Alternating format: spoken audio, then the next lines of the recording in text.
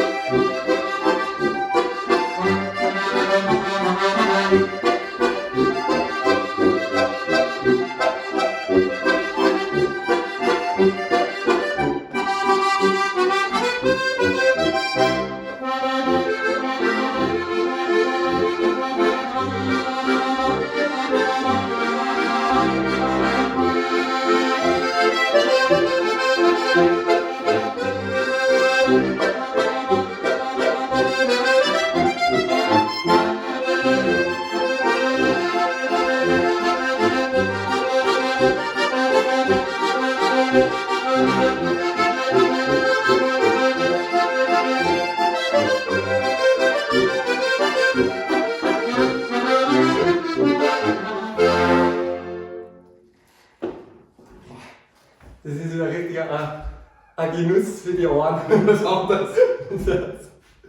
Das arrangiert immer ein Landler zwischendurch. Borisch als auch dem Ski, ein Polka, ein Walzerl. Es hat alles so einen eigenen Charakter, weil es gerade so nett da ist. Also wenn du willst, kriegen wir noch einen Bayerischen, hast du Zeit? Ja. Dann spielen wir noch einen Bayerischen. Also im Programm haben wir relativ viel. Was kann man denn machen? Lustig schon auch. Genau, das ist ein Bayerischer, der nicht weit von uns weg, der lustige Witschenauer.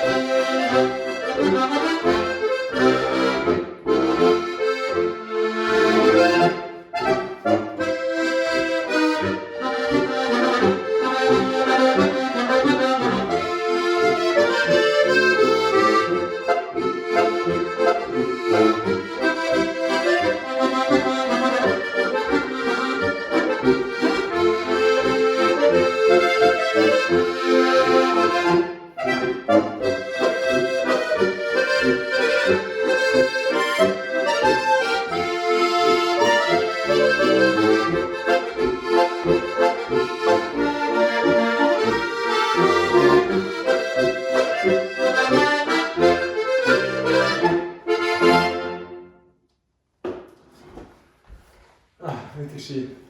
Also das freut mich dann wieder, wenn so sauber und schön gespielt wird mit der Dynamik, schönes Herz dabei. Und also wir sehen uns.